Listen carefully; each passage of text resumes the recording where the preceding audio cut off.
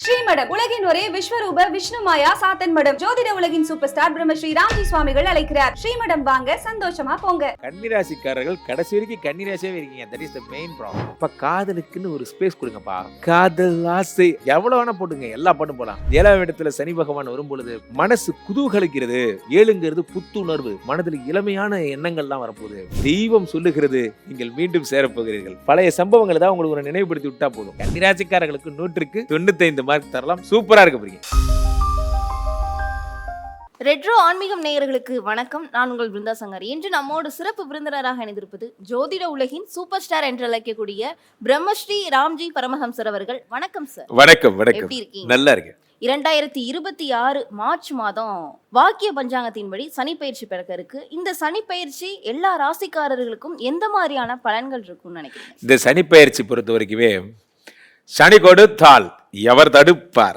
உலகம் ஃபுல்லா இந்த விஷயத்தை பிராண்ட் பண்ணது நம்ம ரெட்ரோ ஆன்மீகமும் அடியேனும் தான். இந்த சனிப்பெயர்ச்சி கும்பத்திலிருந்து மீனத்திற்கு வருகிறார்.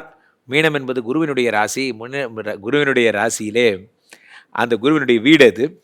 மீனராசியில் எழுந்தருளும் சனி பகவான் சிறப்பான மகத்தான பலன்கள் எல்லாம் தரப்படுறார். காரணம் என்னன்னா, குருவினுடைய வீட்டிற்கு செல்லும் எந்த கிரகத்துக்கும் தோஷம் இல்லை பிருந்தா.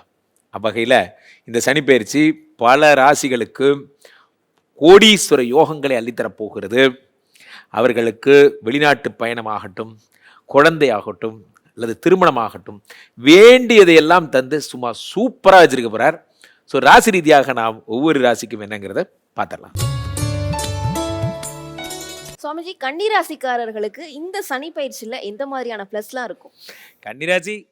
கன்னிராசிக்காரர்கள்னா எப்பயுமே சிரிப்பேன். எல்லாரும் சொல்லுவாங்க, என்ன சார் கன்னிராசிக்காரங்கன்னா சிரிக்கிறீங்க? ப்ராப்ளம் என்னன்னு புரிஞ்சுக்கோங்க. கன்னிராசிக்காரர்கள் கடைசி வரைக்கும் கன்னிராசியாவே இருக்கீங்க. That is the main problem. இப்போ காதலுக்குன்னு ஒரு ஸ்பேஸ் கொடுங்கப்பா ப்ளீஸ். ரொம்ப முரட்டுத்தனமாக சுத்தமாக இருந்து இப்போ என்ன செய்ய போறீங்க அப்படிங்கிற மாதிரி 6ஆம் இடத்துல சனி பகவான் இருக்கார். அவர் 7க்கு வர போகிறார். 7ஆம் இடத்துக்கு வரும்போது லவ் தான். காதல் ஆசை எவ்வளோ வேணால் போட்டுங்க, எல்லா பாட்டும் போகலாம். ஸோ 7ஆம் இடத்துல சனி பகவான் வரும் பொழுது மனசு குதூகலிக்கிறது. 7ங்கிறது புத்துணர்வு. ஒரு செடியில் புது இலைகள் முளைச்சா அந்த செடி எப்படி நம்ம அப்படியே சிரிச்சுக்கிட்டே இருக்கிற மாதிரி இருக்கும். அந்த மாதிரி கன்னிராசிக்காரர்கள் மனதில் இளமையான எண்ணங்கள்லாம் வரப்போகுது. புதுசாக வாழ போகிறோங்கிற ஒரு நினப்பு வரும். லைஃப் மேலே ஒரு கிரிப்பு வரும். எல்லாம் ஒரு 7ஆம் இடத்துல சனி பகவான் வரும்பொழுது ஒரே தூக்கி ஃபாரினில் உட்கார வச்சுருவார். யானை எப்படி இப்படி தூக்கி தலைமையில் வைக்குதோ அந்த மாதிரி தூக்கி அப்படி கனடாவில் வச்சுருவாருந்தா. ஹாப்பியா ஒன்று என்னையா திடீர்னு இங்கே வந்துட்டேன் அப்படிங்கிற மாதிரி வாழ்க்கையே மாற்றி விட்டுருவார். 7ஆம் இடம் என்பது திருமணம், 7ஆம் இடம் என்பது காதல். நிலவரி டும் டும் டு யாரோடி ஒன்னோட அந்த மாதிரிலாம் புதுசாக எல்லார் வீட்லையும் கன்னிராசிக்காரர்கள் வீட்டில் டும் டும் டும் சத்தம் கேட்கும். கன்னிராசிக்காரர்கள் வீட்டில் ஏற்கனவே டைவர்ஸ் ஆகிருந்ததுன்னா திரும்ப கல்யாணம் ஆகும். சனி பகவான் வருவார். சுப நிகழ்ச்சிகள் நடக்கும், நடந்தே தீரும். ஸோ அந்த மாதிரி தூதன் வருவன் மாறி போய் அந்த மாதிரிலாம் ஏதாவது ஒரு பழைய காதல்லாம் கூட சில பேருக்கு டைவர்ஸ் ஆன இதெல்லாம் கூட. டைவர்ஸ் என்ன சார் பெரிய டைவர்ஸு? நான் காலாகாலமாக சொல்கிற பதிவு ஒன்றே ஒன்று தான். இங்கே பாருங்க, ஒரு அக்னி சாட்சியாக கல்யாணம் பண்ணியிருக்கீங்க. இந்த அக்னி சாட்சியாக பண்ண ஒரு கல்யாணத்தை ஏதோ ஒரு 2 வக்கீல் சேர்ந்து பேசி ஒரு நீதிமன்ற தீர்ப்பு வந்து பிரித்து விட்டுதுங்கிறத ஏற்றுக்கவே கூடாது. நன்றாக புரிந்து கொள்ளுங்கள். அதே மாதிரி தெய்வமே வந்து பிரிஞ்சால் மட்டும்தான் அது செல்லும், மற்றதெல்லாம் செல்லாது. இதெல்லாம் நம்ம மனுஷங்க உண்டாக்கிக்கிட்டது. இதெல்லாம் தெய்வம் சொல்லுகிறது நீங்கள் மீண்டும் சேரப்போகிறீர்கள். பழைய சம்பவங்களை தான் உங்களுக்கு ஒரு நினைவுபடுத்தி விட்டால் போதும். நீங்கள் ஃபஸ்ட்டு நீங்கள் கேட்ட பாட்டு, ஃபஸ்ட்டு சேர்ந்து சாப்பிட்ட சாப்பாடு ஏதாவது ஒரு ஞாபகம் வந்துருச்சுன்னா திரும்ப காதல் வந்து ஒட்டிக்கும். காதலோட ஸ்பெஷலே தான். உங்களுக்கு பாருங்கள், நீங்கள் திரும்ப சேர போகிறீங்க, உங்களுடைய பழைய காதல் வரப்போகுது. அதனால் எதாவது தேவையில்லாத வேலை, வக்கீல் சம்பாதிக்கிறதுக்கு வழி, பேப்பரை கிழிச்சு போட்டு வேலையை பாருங்கள், எப்படி நீங்கள் சேர்ந்துருவீங்க. 7ஆம் இடத்தை சனி பகவான் இருக்கும் பொழுது பிருந்தா 7, 8, 9 பார்க்குறாரு. 9னா அதிர்ஷ்டம். இந்த நேரத்தில் புதிய முயற்சிகள், இந்த வேலையை நம்மளே ஏன் செய்யக்கூடாது அப்படிங்கிற மாதிரியான புது திங்கிங்ஸ். 7ஆம் இடத்து சனி உடம்பை பார்க்குறாரு. உடம்பை அழகாக்கிக்கிறது. ஆக்சுவலாக இந்த பார்த்தீங்கன்னா இந்த இடத்துல இந்த ஃபேஷியல் பண்ணிக்கணும், ஆனால் நான் வந்து பிரைட் ஆகணும்னு நினைக்கிறேன், க்ளோவிங் ஆக போகிறேன், அந்த மாதிரிலாம். ஏன்னா திடீர்னு இப்படிலாம் பண்ணுற அழகியலில் கான்சன்ட்ரேட் பண்ணுவீங்க. 4ஆம் இடம் என்பது என்ன? 4ஆம் இடம் வந்து வீடு, மாடு, மனை, உயர்கல்வி, உயர் பதவி, இதெல்லாம் ப்ளஸ். அதை பார்க்கும்போது இவங்களுக்கு வந்து புதிய வேலைலாம் கிடைக்கும் போது. அப்போ ஏற்கனவே 10ல் குரு பகவானை எப்படா கன்னிராசி வேலை விட்டு தூக்கலான்னு வெயிட்டிங்கில் இருக்கான். திஸ் பேட் பாய் இவன் ஜூன் வரைக்கும் இருப்பான். இவன்ட்டு உங்களை காப்பாற்றக்கூடிய ஒரே தெய்வம் சனி தான். ஏன்னா ப்ரமோஷனை கொடுக்க போகிறான் சார். சட்டப்படி ப்ரமோஷன் வர்றவன் எப்படி வேலை இழக்க முடியும்? அப்போ லாஜிக் மேட்ச் ஆகலையே. அப்போ என்ன ஆகுது? நான்காம் இடத்தை ஒரு தூக்கி அப்படி ப்ரமோஷன் கொடுத்து ட்ரான்ஸ்ஃபர் பண்ணி விட்டுருவார். அந்த மாதிரிலாம் பண்ணுவார். அப்போ ஆக என்ன நடக்கும்?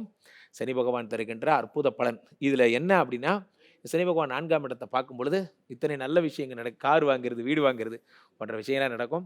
சனி பகவான் மிக சூப்பரான விஷயங்கள்லாம் பண்ண போறாரு. தொடர்ந்து கன்னிராசிக்கு நிறைய பிளஸ் தான் சொன்னீங்க. பிளஸ்ன்னு இருந்தா கண்டிப்பா மைனஸ் இருக்கும். எந்த மாதிரியான மைனஸ் இவர்களுக்கு இருக்கும்? உடம்ப சனி பார்க்குறாரு. இப்போ உடம்பு மேலே இருக்கிற ஒரு என்ன ஆகும்னா டயர்ட்னஸ், ரொம்ப சீக்கிரம் டயர்ட் ஆகிடுறது. என்னன்னே தெரியல, நைட் ஆனால் ஒரே தூக்கமே வர மாட்டேங்குது. ஸ்லீப்லெஸ் நைட்ஸு, அதே மாதிரி ஒரு நிறைய தூங்காமல் இருக்கிறது, சாப்பிடாமல் இருக்கிறது, அந்த மாதிரி நான் உடலை ரொம்ப பத்திரமா பார்த்துக்கணும். அது மட்டும் தான் நடக்கும். இந்த சனி பயிற்சியில் கன்னிராசிக்காரர்களுக்கு 100க்கு எவ்வளோ மதிப்பெண் கொடுக்கும்? கன்னிராசிக்காரர்களுக்கு 100க்கு 95 மார்க் தரலாம். சூப்பராக இருக்க போறீங்க சார். அதாவது போன சனி பயிற்சிக்கும் இப்போ வரக்கூடிய சனி பயிற்சிக்கும் அதாவது எந்த அளவுக்கு ப்ளஸ் இருக்கும், எந்த அளவுக்கு மைனஸ் இருக்கும்? இதில் என்ன அர்த்தம் அவங்க கேட்குறாங்க நெறியாளர்னா, ஒரு விஷயம் என்னென்னா, போன வருஷம் திருக்கணிதத்தை ஃபாலோ பண்ணுறவங்கெல்லாம் முடிஞ்சு போச்சு, சனி பயிற்சி முடிஞ்சதுன்னு நாங்கள் நம்பிட்டு இருக்கோம். ஸோ இப்போது வாக்கிய பஞ்சாங்கத்தை படி ஃபாலோ பண்ணுறவங்களுக்கெல்லாம் இந்த மார்ச் 6 தான் வருது. What is the difference between the இது அப்படின்னு கேட்குறாங்க. இப்போது 2 ஒன்று தான், முறைகள் வேறு. இப்போ ஃபார் எக்ஸாம்பிள், நம்ம திருக்கணிதத்தை பின்பற்றுறவங்களுக்கு நடக்கின்ற அதே கும்பம் டு மீனம் டிரான்சிஷன் தான் இந்த வருடம் நடக்கவிருக்கிறது. ஆனால் அது பாரம்பரியம், சித்தர்களின் வாக்கு என்பதை வாக்கியம் என்று சொல்கிறோம். அது டெக்னாலஜி இம்ப்ரூவ்மெண்ட்டுங்கிறதுனால நம்ம போன வருஷம்னு சொல்கிறோம். மேட்ரு என்னமோ ஒன்று தான்.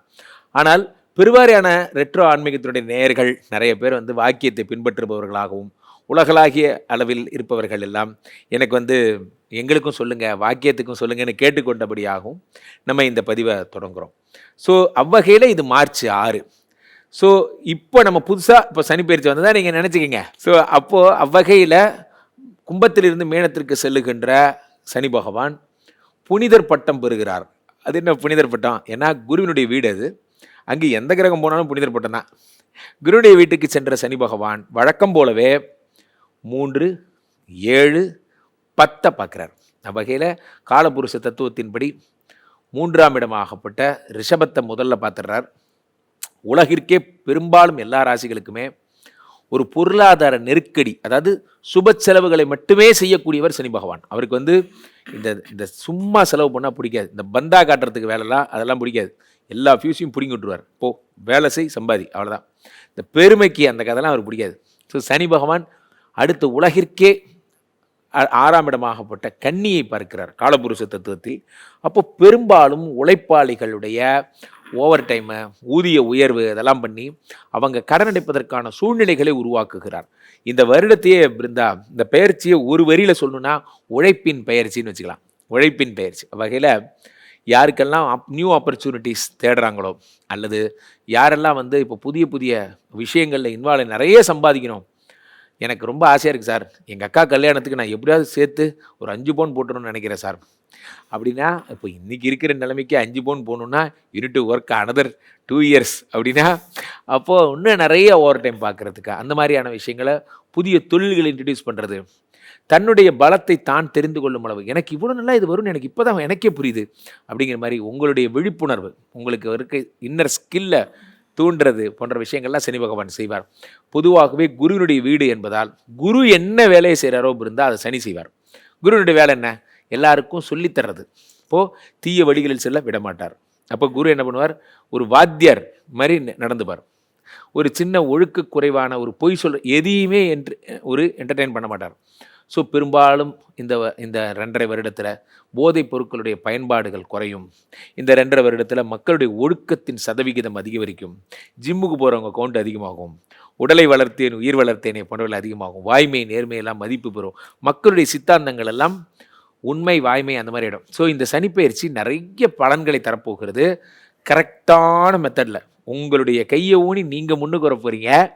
சூப்பராக இருக்க போகிறீங்க. எத்தனையோ கோடி ஜென்மாவிலே புண்ணியம் செய்தால்தான் வாய் முருகான்னு சொல்ல வருமா. சிவன், பிரம்மா, மகாவிஷ்ணு, அம்மன், பெருமாள், விநாயகர் நிறைய சொல்கிறீங்கல்ல. ஆனால் இவங்க எல்லாருமே என்ன சொல்லுவோம்? இந்து கடவுள்னு சொல்லுவோம். ஆனால் ஒரே ஒரு கடவுளை மட்டும்தான் தமிழ் கடவுள்னு சொல்கிறோம். இதுலேயே தெரிஞ்சுக்கலாம் முருகருடைய சிறப்பு என்னன்னு. நான் என்னையா தப்பு பண்ணேன்? எனக்கு தெரியல உன்னை பத்தி, அதுக்காக எனக்கு இவ்வளோ பெரிய தண்டனை கொடுத்தியா நீ? ஓன்னு அழறேன். உலகளந்த பெருமாள்னு கேள்விப்பட்டிருக்கோம். யாரை சொல்லுவா? பெருமாளை சொல்லுவார். ஆனா முருகப்பெருமான் இரண்டாவது முகமாக பூமிக்கும் வானத்திற்கும் காட்சி கொடுக்கக்கூடிய முருகன் இரண்டாவது முகம் வாமதேவ முகம்னு பேரு. உங்களுக்கு ஒரு கஷ்டம் வந்துருச்சு, என்ன பண்ணுவீங்க? முருகன்னா சொல்லுவீங்க, ஐயோ முருகா என்னை எப்ப காப்பாத்துவேன்? எனக்கு யாசகம் போட்டுட்டு போனாங்க. நான் யாசகம் வாங்க போன இடத்துல உட்கார்ந்தேன்னு கூட எனக்கு தெரியாது.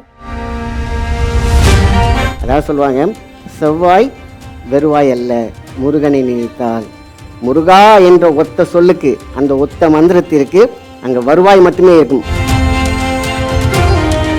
வரம்பில்லாத அருளை தருபவன் முருகன். அப்ப எதிரியான அந்த சூரபதுமனையே தன்னோடு வைத்துக் கொள்ளும் முருகப்பெருமான் நமக்கு எதை தர மாட்டான்?